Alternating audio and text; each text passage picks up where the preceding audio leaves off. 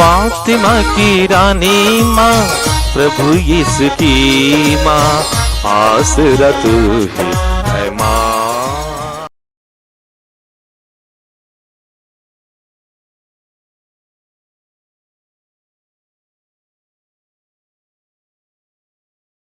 पहला पाठ संत पेतरुस का पहला पत्र, अध्याय 1, पद संख्याएं 3 से 9 तक।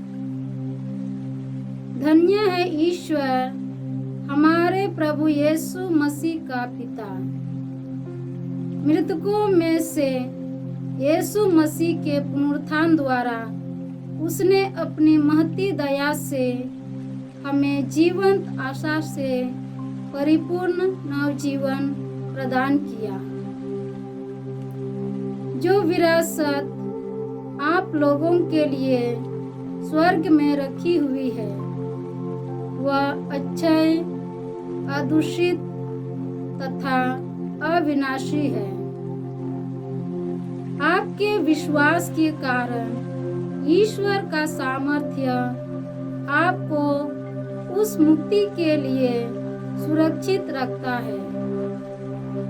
तो अभी से प्रस्तुत है और समय के अंत में प्रकट होने वाली है। यह आप लोगों के लिए बड़े आनंद का विषय है। हालांकि अब थोड़े समय के लिए आपको अनेक प्रकार के कष्ट सहने पड़ते हैं।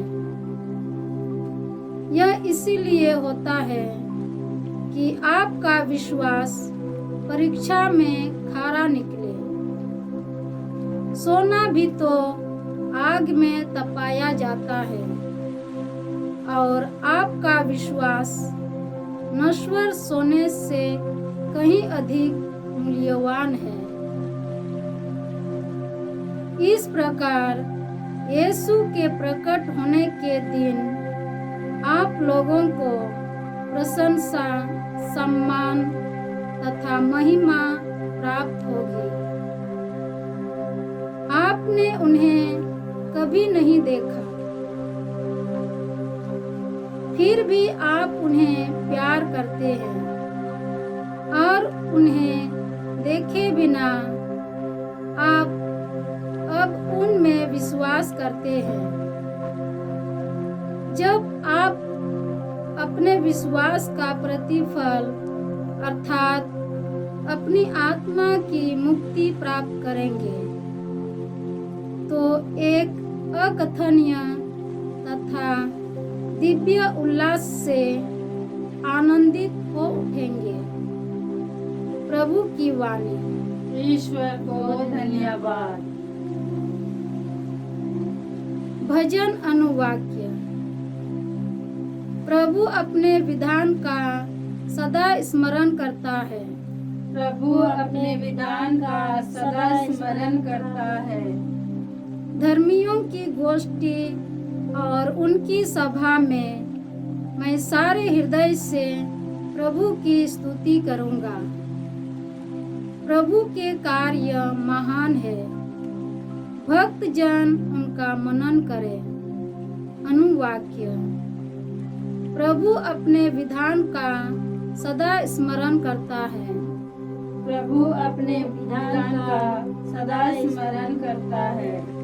वह अपने भक्तों को तृप्त करता और अपने विधान का सदा स्मरण करता है। उसने अपनी प्रजा को राष्ट्रों की भूमि दिलाकर अपनी शक्ति का प्रदर्शन किया। अनुवाक्य। प्रभु अपने विधान का सदा स्मरण करता है।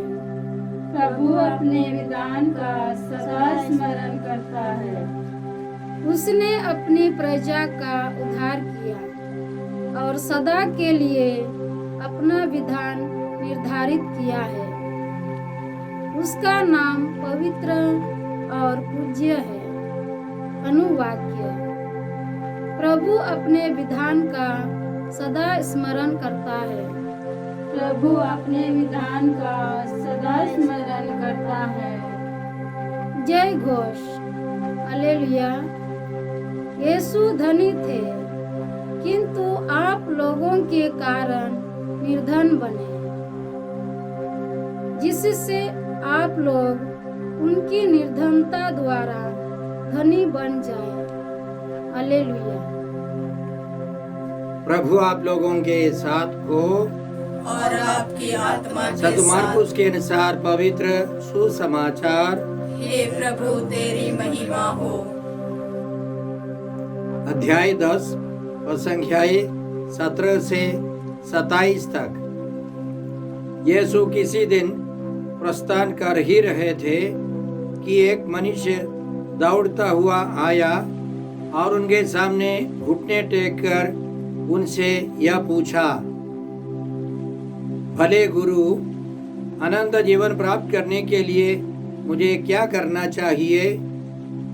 यीशु ने उससे कहा, मुझे भला क्यों कहते हो?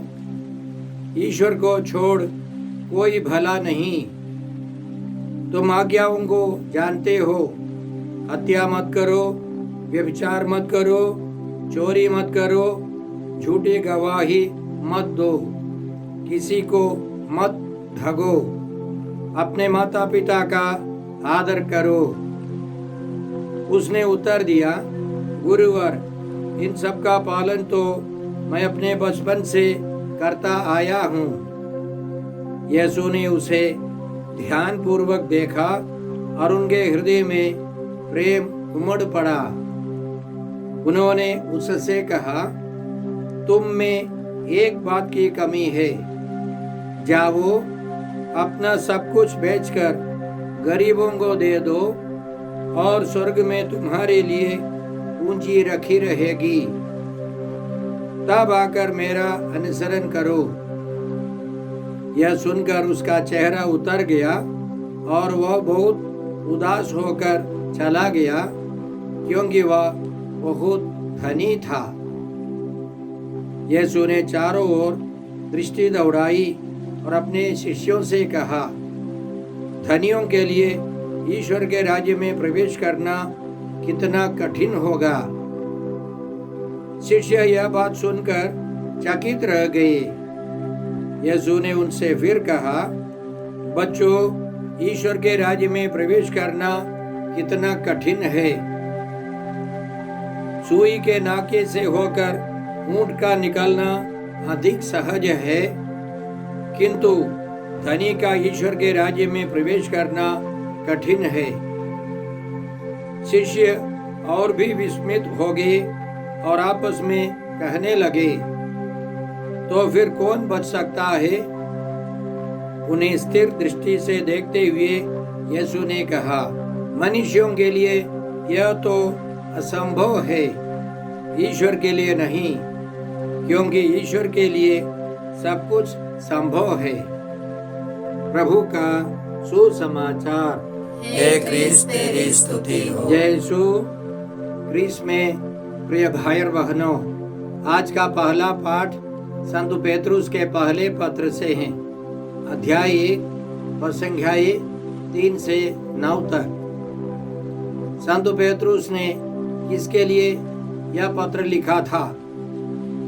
उनके पत्र की शुरुआत में वे इसी तरह लिखते हैं, यीशु मसीह के प्रेरित पेतरुस का यह पत्र ईश्वर के उन बिखरे हुए कृपा पात्रों के नाम है जो पोंतुस, गलातिया, कप्पादुकिया, एशिया तथा बिथुनिया में परदेशियों की तरह रहते हैं। तो बिखरे हुए विश्वासियों के लिए जो अन्याय अत्याचार सहते थे, उनके लिए संत पेतरुस ने यह पत्र लिखा था।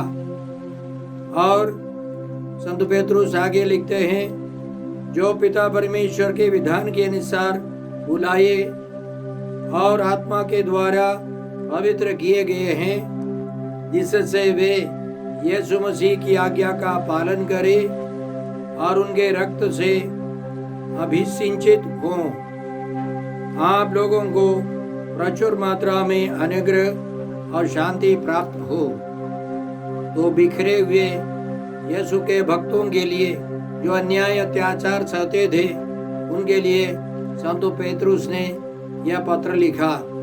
इसलिए आज के पाठ में हम लोगों ने इस प्रकार सुना, धन्य है ईश्वर हमारे प्रभु यीशु मसीह का पिता, मृतकों में से यीशु मसीह के पुनरुत्थान द्वारा उसने अपनी महत्व दया से हमें जीवंत आशा से परिपूर्ण नवजीवन प्रदान किया। जो विरासत आप लोगों के लिए स्वर्ग में रखी हुई है वह अक्षय, अदूषित तथा अविनाशी है। यीशु में विश्वास करने वालों को स्वर्ग में अनंत आनंद प्राप्त होगा, उनकी महिमा अपार होगी। और इसलिए संत पेतरुस उनको प्रोत्साहन देते हैं, तत्काल के लिए दुख सहना कोई बहुत बड़ी बात नहीं है।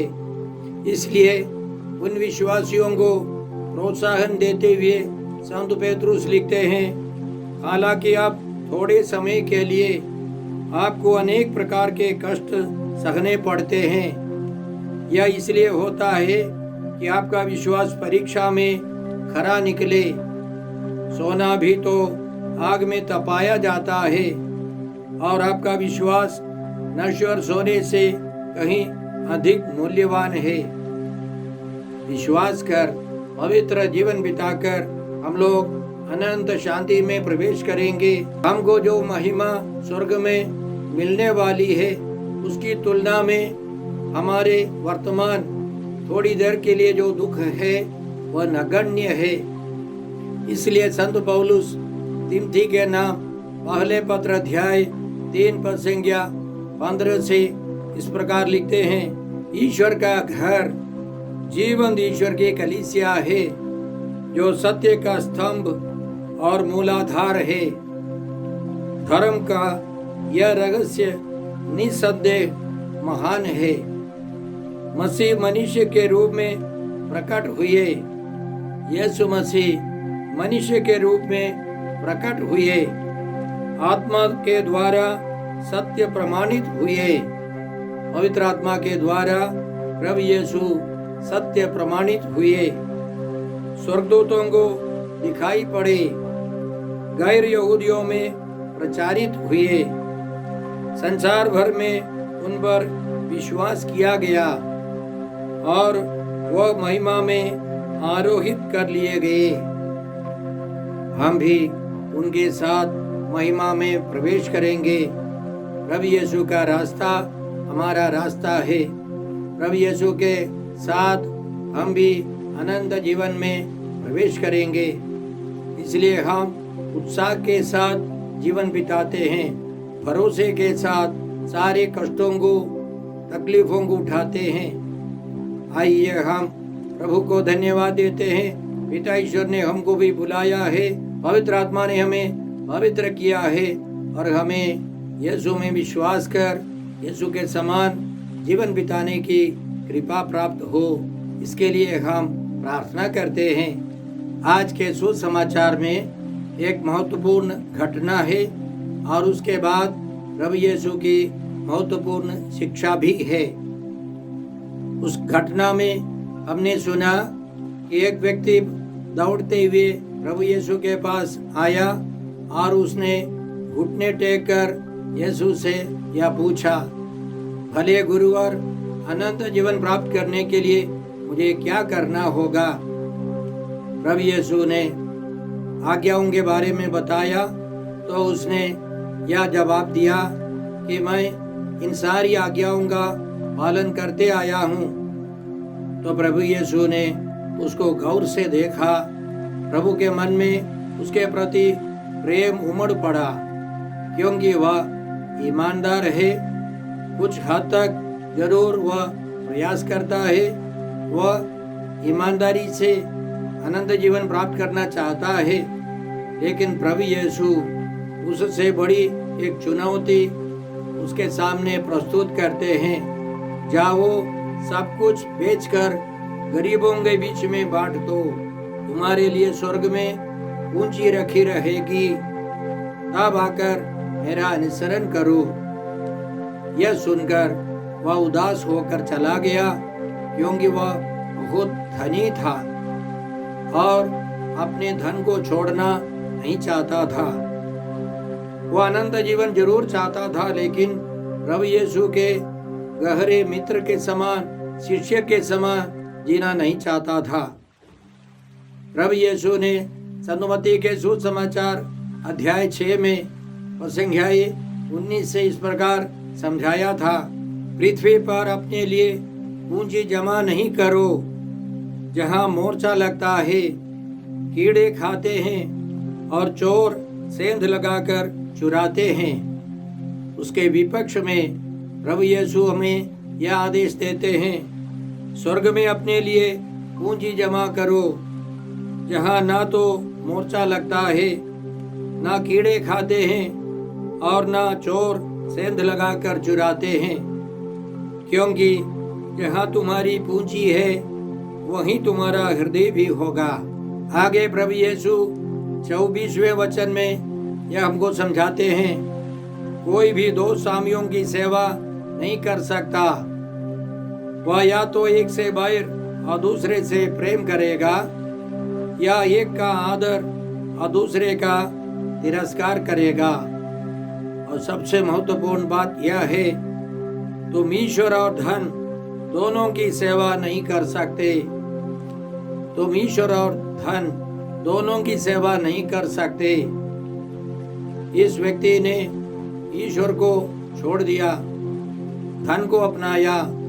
धन को छोड़ने के लिए वह तैयार नहीं था, वह उदास होकर चला गया।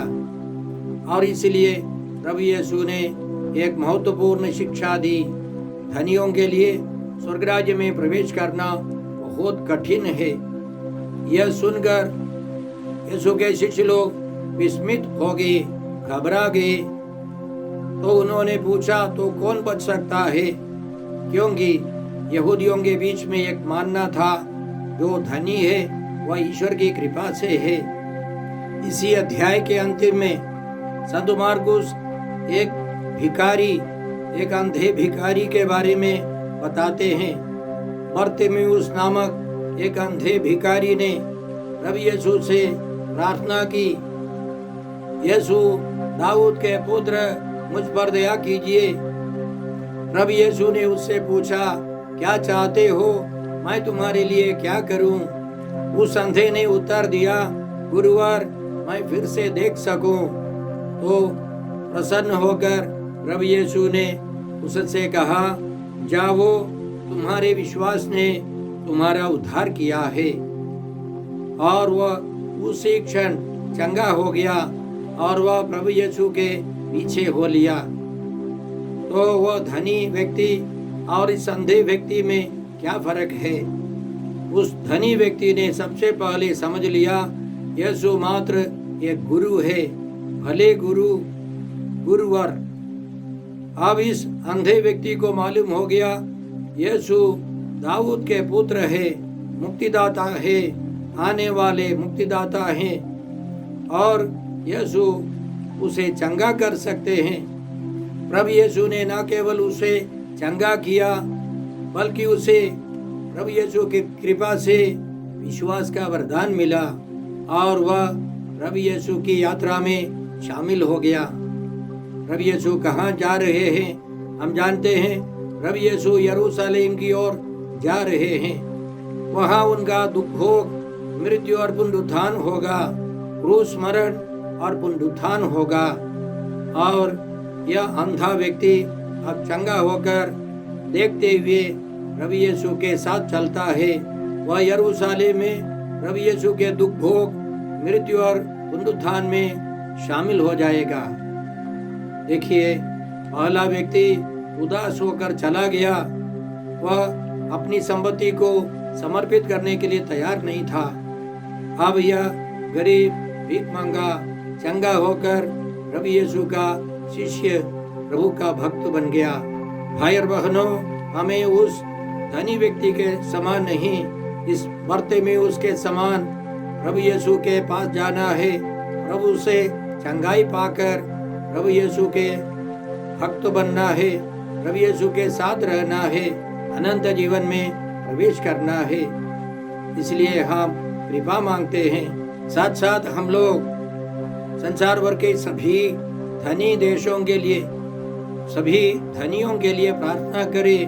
प्रभु की कृपा से वे अपनी संपत्तियों को दूसरों के बीच बांट सके। इस दुनिया में कोई भी भीख मांगा ना रहे, भूखे प्यासा ना रहे।